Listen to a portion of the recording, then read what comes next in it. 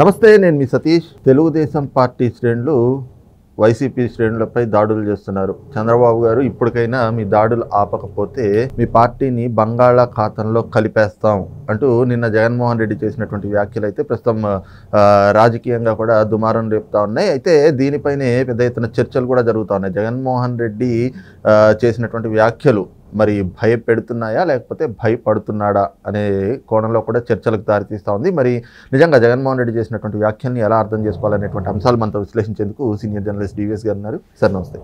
నమస్తే. జగన్మోహన్ రెడ్డి భయపెడుతున్నాడా భయపడుతున్నాడా అంటే ఏం చెప్తారు సార్? నిన్నటి ఆయన వ్యాఖ్యలు చేసిన తర్వాత భయపడుతున్నాడా బెదిరిస్తున్నాడా? ఎందుకంటే ఒకవైపు భయం వల్ల వచ్చిన భక్తితో కూడిన బెదిరింప ఎలా చూడాలి? జగన్మోహన్ రెడ్డి వ్యాఖ్యలను ఎలా చూడాలి? ఎందుకంటే 50 రోజులే ఈ కూటమి ప్రభుత్వం ఏర్పడి ముఖ్యమంత్రిగా చంద్రబాబు ప్రమాణ స్వీకారం చేసి 50 రోజుల్లో రాష్ట్రం రావణ కాష్టం అయిపోయిందా? రాష్ట్రం రావణ కాష్టం అయిపోయింది 50 రోజుల్లోనే అని జగన్మోహన్ రెడ్డి చెబితే జనం నమ్మే పరిస్థితి ఉందా? ఎందుకంటే జగన్మోహన్ రెడ్డి వాళ్ళ నిజం చెప్పినా జనం నమ్మే పరిస్థితి లేదు. మొన్న తీర్పు చూసాం. 5 ఏళ్ళు ఆయన చేసిన అరాచకాలు, తన పరిపాలనలో ఇవాళ మాఫియా రాజుగా ఆంధ్రప్రదేశ్ మారిందని మనం చెప్పింది కాదు, నేను చెప్పేది కాదు, నువ్వు చెప్పేది కాదు. సాక్షాత్తు ప్రధానమంత్రి నరేంద్ర మోడీ విమర్శలు చేశారు. కేంద్ర హోంమంత్రి అమిత్ షా విమర్శలు చేశారు. మాఫియా రాజ్ జగన్మోహన్ రెడ్డి పరిపాలనలో ఆంధ్రప్రదేశ్లో ఒక మాఫియా కాదు కదా, శాండ్, ల్యాండ్, వైన్, మైన్, ఇంకా కొత్తగా ఇంకో 2 మాఫియాలని రాజ్నాథ్ సింగ్ అన్నాడు, జేపీ నడ్డా అన్నాడు, ఏదో ఎడ్యుకేషన్ మాఫియా అని, ఆ తర్వాత డ్రగ్స్ మాఫియా అని, గంజాయి మాఫియా. ఇప్పుడు 5 ఏళ్ళు జగన్మోహన్ రెడ్డి పరిపాలనలో రాష్ట్రం రావణ కాష్టం అయిందా? 50 రోజుల్లో చంద్రబాబు ప్రభుత్వంలో అయిందా? ప్రజలు ఇప్పుడు బేరీజ్ వేసుకుంటారు. ఇప్పుడు ఇంత తొందరగా జగన్మోహన్ రెడ్డి ఇంత పెద్ద గంట కట్టాల్సిన అవసరం లేదు. ఏమంటాడు? ఏమని ప్రెసిడెంట్ రూల్ అడుగుతున్నాడు. రాష్ట్రపతి పాలన పెట్టండి అని చెప్పి వెళ్ళి అక్కడ ఢిల్లీ వెళ్తారు, అక్కడ ధర్నా చేస్తారు జంతర్ మంతర్లో, లేకపోతే వాళ్ళకి వినతి పత్రాలు ఇస్తారు రాష్ట్రపతికి, ఇక్కడ గవర్నర్కి అనేక సందర్భాల్లో. ఎందుకు ఇంత స్పీడ్ అవుతున్నాడు? జరిగాయి అడపాదడపా, అక్కడక్కడ జరగలేదని మనం అంటలేదు. ఆ జరిగిన వాటిపైన విచారణలో చూస్తున్నారు. మరి డీజీపీ, కొత్త డీజీపీ ద్వారకా తిరుమలరావు గత డీజీపీలాగా కాదు కదా, పోలుస్తారు ప్రజలు. కసిరెడ్డి రాజేంద్రనాథ్ రెడ్డి ఏం చేశాడు, ఇప్పుడు ద్వారకా తిరుమలరావు ఏం చేస్తున్నాడు, అప్పుడు పిఎస్ఆర్ ఆంజనేయులు ఏం చేశాడు ఇంటెలిజెన్స్ చీఫ్గా, ఇప్పుడు రవిశంకర్ అయ్యన్నారు, ఇప్పుడు మహేష్ చంద్ర లడ్డా, వీళ్ళ ఆధ్వర్యంలో సిఐడి ఎలా ఉంది, బేరీ చేస్తారు కదా. మనం చూసాం ఏంటి, వినుకొండలో మర్డర్ జరిగింది, అది రౌడీ షీటర్ల మధ్య ఘర్షణ. వాళ్ళిద్దరూ ఎన్నికల ముందు దాకా మీ పార్టీలోనే ఉన్నారని, ఇది రషీద్ ఇవాళ జిలానీ చనిపోయినాడు, చచ్చిపోయినాడు, ఇద్దరు కూడా వైసీపీలో మీరు పెంచి పోషించారు. బొల్లా బ్రహ్మనాయుడు మీ ఎమ్మెల్యే, జగన్మోహన్ రెడ్డి అండతోనే అక్కడ వినుకొండ అనేది వాళ్ళ ఒక రౌడీ రాజ్యంగా మారిందని ప్రజలు తీర్పిచ్చారు. ఏమని? అక్కడ ఎమ్మెల్యే వద్దని తెలుగుదేశం ఎమ్మెల్యేని గెలిపించిన పరిస్థితి లేదు. ఇంకో మర్డర్ ఏంటి, మొన్న జరిగింది అక్కడ శ్రీశైలం, ఏది నంద్యాల జిల్లాలో సుబ్బారాయుడు ఏదో సీతారాంపురం గ్రామంలో సేమ్ ఎపిసోడ్. చనిపోయినాడు మీ పార్టీయే, చంపినాడు మీ పార్టీయే. ఎప్పుడు దాకా? ఎలక్షన్ ముందు దాకా. ఎలక్షన్ అప్పుడే కదా వీళ్ళు పార్టీ మారింది. ఇప్పుడు ఈ చనిపోవటానికి, ఈ హత్యకు కారణం ఏమంటున్నారు పోలీస్? ఆర్థిక కారణాలు అంటున్నారు, సెటిల్మెంట్స్ అంటున్నారు. ఏది? వాళ్ళిద్దరూ గతంలో 5 ఏళ్ళు జగన్మోహన్ రెడ్డి పరిపాలనలో ఆ పంపకాల మధ్య తేడాల వల్ల ఇవ్వాల్సినవి ఇవ్వలేదని, అతను స్థలం ఏదో అమ్మాడని, 2 లక్షల బయానా తీసుకున్న స్థలం ఎక్కడో చూపించలేదని, అందుకని ఇతను వాడిని చంపారని. అంటే ఈ 2 హత్యలు తీసుకున్న ఇవన్నీ కూడా ఏంటి, సెటిల్మెంట్ల మధ్య జరిగిన హత్యలను తీసుకొచ్చి నువ్వు లాండ్ ఆర్డర్ ఫెయిల్యూర్ కింద చూపిస్తే డీజీపీ మీద పోలీస్ ఫెయిల్యూర్ అనో లేకపోతే గవర్నమెంట్ ఫెయిల్యూర్ అని ఎలా అంటారు? Rule of law లేదంటాడు. 5 ఏళ్ళు తెలుగుదేశం, జనసేన, బీజేపీ చెవినిల్లు కట్టుకుని పోరాడాయి.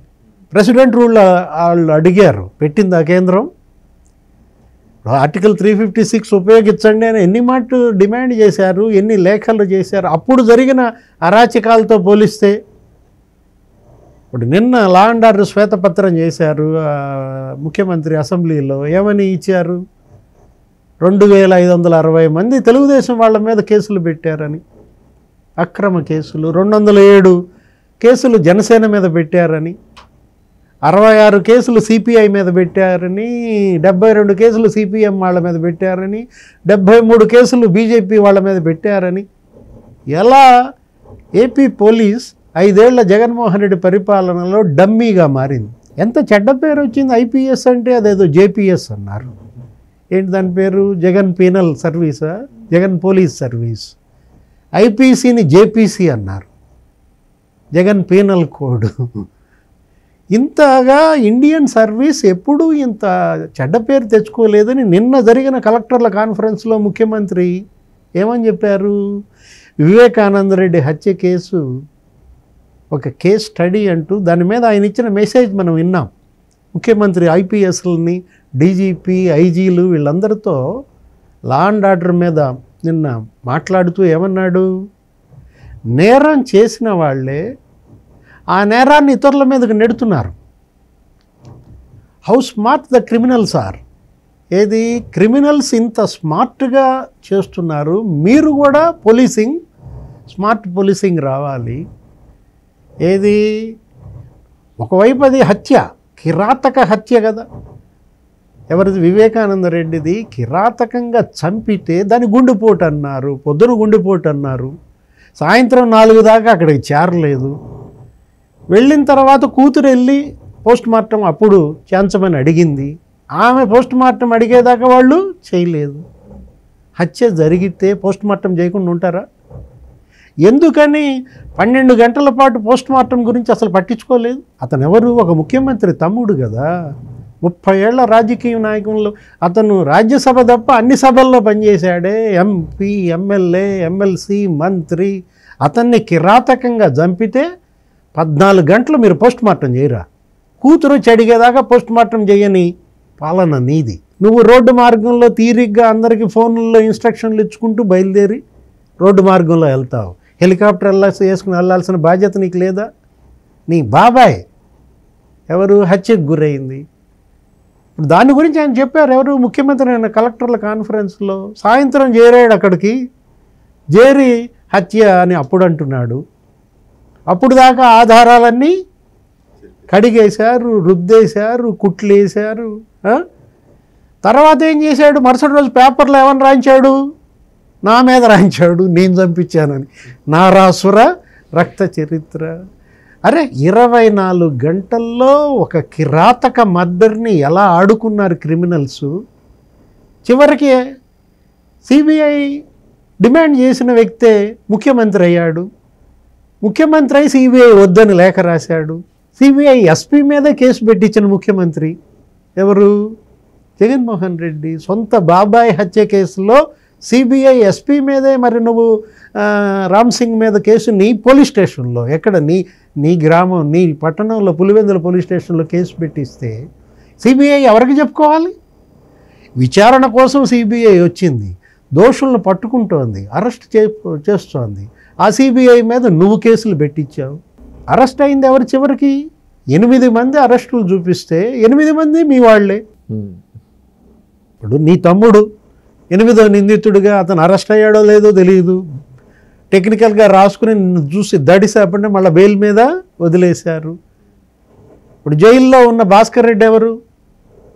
మీ పార్లమెంట్ సభ్యుడి తండ్రి కాదా? ఎంపీ తండ్రి జైల్లో ఉన్నాడు హత్య కేసులో. నీ బాబాయ్ అతను కూడా. అదేమంటే ఒక కన్ను ఇంకో కన్ను పొడుచుకుంటుందా? యువర్ ఆనర్ అంటాడు. యువర్ ఆనర్ అంటే కోర్టు కాదులే, అసెంబ్లీలో.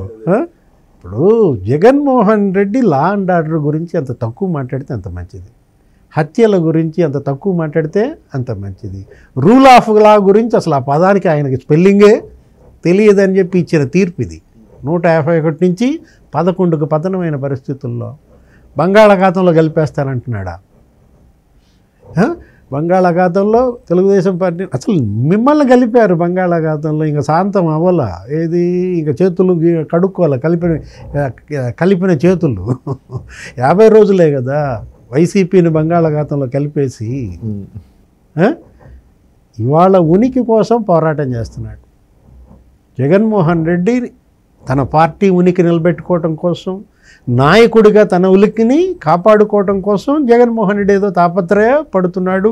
ఈ నిందలేమో అట్ల మీద వేయాలని చూస్తున్నారు, కానీ ప్రజల్లో విశ్వసనీయత కోల్పోయాడు.